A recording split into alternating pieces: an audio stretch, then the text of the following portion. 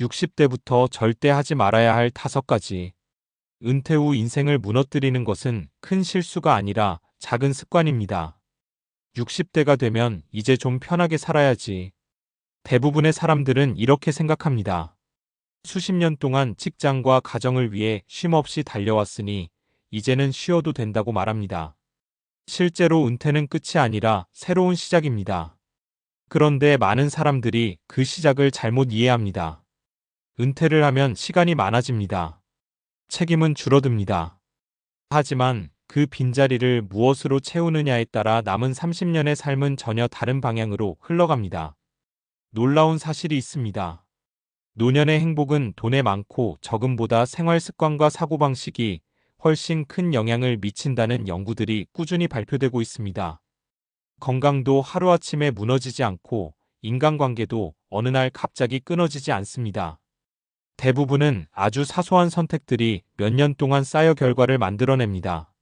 오늘은 많은 은퇴자들이 자신도 모르게 반복하는 행동 가운데 60대부터는 반드시 피해야 할 5가지를 이야기해 보겠습니다. 혹시 지금 하고 있는 행동이 있다면 오늘부터 하나씩 줄여보시기 바랍니다. 그 작은 변화가 앞으로의 10년, 20년을 완전히 바꿀 수도 있습니다. 첫 번째, 집 안에만 머무는 삶. 퇴직 후 가장 흔하게 생기는 변화가 있습니다. 아침에 일어나는 시간이 일정하지 않습니다. 출근할 이유가 없습니다. 약속도 없습니다. 그러다 보니 하루 종일 집 안에서 TV를 보거나 스마트폰을 만지며 시간을 보내는 날이 점점 늘어납니다. 처음에는 편합니다. 하지만 몇 달이 지나면 몸이 먼저 반응하기 시작합니다. 근력이 줄고 체력이 떨어집니다. 밖에 나가기 귀찮아집니다. 사람을 만나는 것도 번거롭게 느껴집니다. 결국 활동량이 줄어들면서 우울감까지 찾아오는 경우가 적지 않습니다. 사례. 김영수 씨는 35년 동안 회사에 다니다 정년퇴직했습니다. 처음 몇 달은 정말 행복했습니다. 이제 실컷 쉬자. 하지만 어느새 오전에는 TV, 오후에는 낮잠, 저녁에는 술 한 잔이 일상이 되었습니다. 1년 뒤 건강검진에서 체중은 8kg 늘었고 혈압과 혈당도 크게 올랐습니다. 병원에서 의사가 물었습니다. 요즘 운동은 얼마나 하세요? 김 씨는 그제야 깨달았습니다. 회사가 자신의 건강을 지켜주고 있었다는 사실을 말입니다.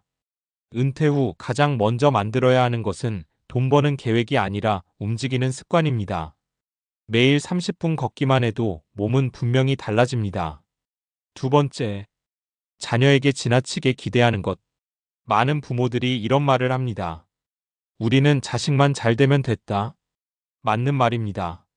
하지만 노후에는 이 말이 조금 달라져야 합니다. 자식은 자식의 인생을 살아가도록 두는 것. 요즘 자녀들도 살아가기 쉽지 않습니다. 주택 마련, 육아, 교육비, 직장 스트레스까지 감당해야 합니다. 그런데 부모가 계속 경제적 도움을 기대하거나 자주 찾아와 달라고 요구하면 서로 부담이 커집니다. 효도는 강요한다고 생기는 것이 아닙니다. 거리감이 있어야 오히려 오래갑니다. 사례. 박정자 씨는 아들이 매주 찾아오던 시절이 있었습니다. 하지만 은퇴 후 외로움이 커지면서 하루에도 여러 번 전화를 걸기 시작했습니다. 언제 오니? 왜 이렇게 바쁘니? 엄마는 혼자인데. 처음에는 미안해하던 아들도 점점 연락이 뜸해졌습니다. 어느 날 며느리가 조심스럽게 말했습니다. 어머니, 저희도 조금은 저희 시간을 갖고 싶어요. 그 말을 듣고 큰 충격을 받은 박 씨는 동네 문화센터에 등록하고 걷기 모임에도 나가기 시작했습니다. 신기하게도 그 후부터는 오히려 아들이 먼저 연락하는 횟수가 늘었습니다. 노후의 행복은 자녀가 채워주는 것이 아니라 스스로 만들어가는 것입니다. 세 번째, 새로운 것을 배우지 않는 것. 나이가 들면 자주 하는 말이 있습니다. 이 나이에 뭘? 이제 늦었어. 하지만 뇌는 사용하지 않으면 빠르게 기능이 떨어집니다. 반대로 새로운 것을 배우면 나이와 상관없이 계속 적응하려는 능력이 유지됩니다. 악기를 배우든 스마트폰 기능을 익히든 외국어를 공부하든 사진을 배우든 새로운 경험은 뇌를 계속 깨어있게 만듭니다. 배움은 취업을 위한 것이 아니라 삶의 활력을 위한 투자입니다. 사례. 이성우 씨는 67세에 스마트폰으로 영상 편집을 배우기 시작했습니다. 처음에는 자녀들이 웃었습니다. 아버지가 그걸 어떻게 해? 그런데 1년 뒤에는 손주 영상을 직접 만들어 가족 단체방에 올리는 사람이 되었습니다. 친구들도 영상을 만들어 달라고 부탁하기 시작했고 하루가 훨씬 즐거워졌습니다. 사람은 나이가 들어 늙는 것이 아니라 배움을 멈추는 순간부터 늙기 시작합니다. 네 번째, 돈을 쓰는 것을 지나치게 두려워하는 것. 젊을 때는 저축이 중요합니다. 하지만 은퇴 후에도 무조건 돈만 모으려고 하면 삶이 점점 메말라집니다. 평생 모은 돈을 끝내 자신을 위해 쓰지 못하는 사람들이 의외로 많습니다. 물론 낭비는 안 됩니다. 하지만 건강을 위한 운동, 좋은 음식, 여행, 취미, 사람들과의 만남까지 모두 아까워한다면 결국 통장만 남고 추억은 사라집니다. 돈은 목적이 아니라 삶을 위한 도구입니다. 사례. 최정호 씨는 은행 예금이 충분했습니다. 하지만 커피 한 잔도 아깝다며 마시지 않았습니다. 여행도 가지 않았습니다. 병원도 미루었습니다. 결국 큰 병이 생긴 뒤 그는 이렇게 말했습니다. 조금 더 나를 위해 쓸 걸. 그 말은 많은 은퇴자들이 공감하는 후회였습니다. 노후에는 돈을 지키는 것도 중요하지만 건강과 시간을 위해 현명하게 쓰는 것 역시 중요합니다. 다섯 번째, 자신의 존재 이유를 잃는 것. 가장 위험한 것은 이것입니다. 직함이 사라졌다고 자신의 가치까지 사라졌다고 생각하는 것입니다. 평생 부장님, 과장님, 사장님으로 불리다가 은퇴하면 갑자기 이름만 남습니다. 그 허전함을 견디지 못하는 사람들이 많습니다. 하지만 직함은 직장에 두고 오는 것입니다. 사람의 가치는 직함이 아니라 살아가는 방식에서 만들어집니다. 누군가는 손주에게 책을 읽어주는 할아버지가 됩니다. 누군가는 봉사활동을 시작합니다. 누군가는 텃밭을 가꾸며 이웃과 나눕니다. 누군가는 평생 꿈꿨던 그림을 그리기 시작합니다. 새로운 역할을 찾는 순간 삶은 다시 움직입니다. 사례. 오랫동안 대기업 부장으로 일했던 한 남성이 있었습니다. 은퇴 후 처음에는 매일 출근 시간에 눈이 떠졌습니다. 갈 곳은 없었습니다. 자신이 쓸모없는 사람이 된 것 같았습니다. 그러던 어느 날 지역 아동센터에서 아이들에게 독서를 가르치는 봉사를 시작했습니다. 몇 달 뒤 그는 웃으며 말했습니다. 회사에서는 부장이었지만 지금이 더 행복합니다. 직함은 사라졌지만 존재의 의미는 오히려 더 커졌던 것입니다. 마무리. 60대부터는 인생을 더하는 시기가 아니라 덜어내는 시기라는 말이 있습니다. 욕심을 조금 덜어내고, 비교를 덜어내고, 후회를 덜어내고, 집착을 덜어낼수록 삶은 오히려 가벼워집니다. 오늘 말씀드린 5가지를 다시 정리해 보겠습니다. 집 안에만 머무는 삶, 자녀에게 지나치게 기대하는 삶, 새로운 배움을 멈추는 삶, 돈 쓰는 것을 지나치게 두려워하는 삶, 존재 이유를 직함에서만 찾는 삶.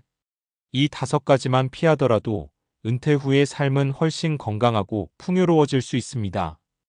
은퇴는 인생의 끝이 아닙니다. 오히려 내가 진짜 원하는 삶을 살아볼 수 있는 가장 긴 시간의 시작입니다. 60대 이후의 행복은 거창한 성공에서 시작되지 않습니다.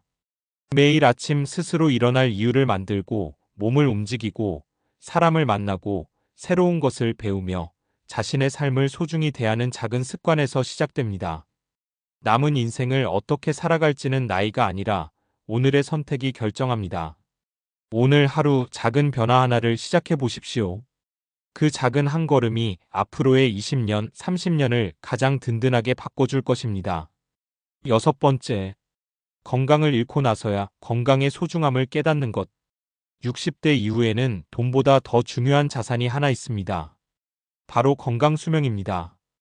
평균 수명이 늘어났다는 이야기는 많이 들어보셨을 겁니다. 하지만 더 중요한 것은 얼마나 오래 사느냐가 아니라 얼마나 건강하게 사느냐입니다. 요즘은 90세까지 사는 것이 특별한 일이 아닙니다. 그런데 만약 70세부터 20년 동안 병원만 오가며 살아야 한다면 그것을 행복한 노후라고 말할 수 있을까요? 많은 사람들이 건강검진 결과가 나빠진 뒤에야 운동을 시작하고 의사가 경고한 뒤에야 식습관을 바꾸려고 합니다. 하지만 노화는 그렇게 기다려주지 않습니다.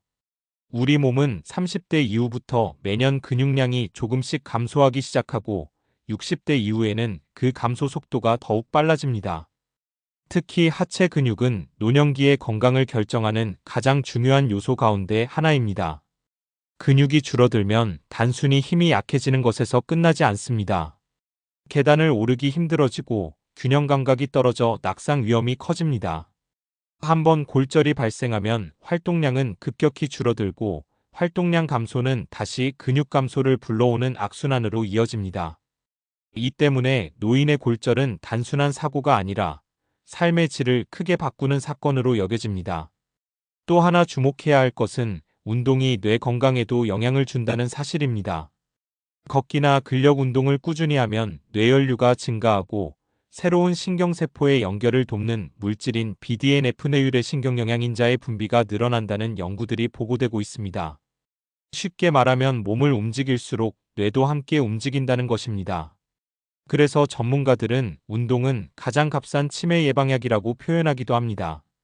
사례 68세의 정만식 씨는 은퇴 후 무릎이 아프다는 이유로 운동을 모두 중단했습니다. 괜히 걸었다가 더 망가지면 어떡해. 그렇게 2년이 흘렀습니다.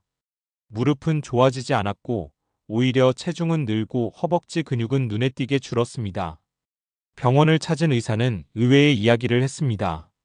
무릎 때문에 안 걸은 것이 아니라 안 걸어서 무릎이 더 약해진 겁니다. 그 말을 들은 정 씨는 하루 20분 걷기부터 다시 시작했습니다. 처음에는 숨도 차고 다리도 무거웠지만 몇 달 뒤에는 하루 1시간 정도는 거뜬히 걸을 수 있게 되었습니다. 그는 이렇게 말했습니다. 건강은 병원에서 만드는 줄 알았는데 결국 매일 걷는 발걸음이 만드는 거더군요. 이 말에는 중요한 진실이 담겨 있습니다. 건강은 병이 생겼을 때 회복하는 것이 아니라 병이 생기기 전에 관리하는 것이 가장 효과적입니다. 젊을 때는 몸이 회복력을 대신해 주지만 60대 이후에는 습관이 회복력을 대신합니다. 하루 30분 걷기, 일주일에 2~3번의 근력 운동, 충분한 단백질 섭취, 규칙적인 수면. 이런 평범한 습관들이 10년 후의 몸 상태를 결정합니다. 노후 준비는 통장 잔고만 준비하는 것이 아닙니다. 내 다리로 걷고 내 손으로 밥을 먹고 내가 원하는 곳을 자유롭게 다닐 수 있는 몸을 준비하는 것. 그것이야말로 가장 가치 있는 노후 준비이며 어떤 금융상품보다 높은 수익을 가져다주는 투자일지도 모릅니다.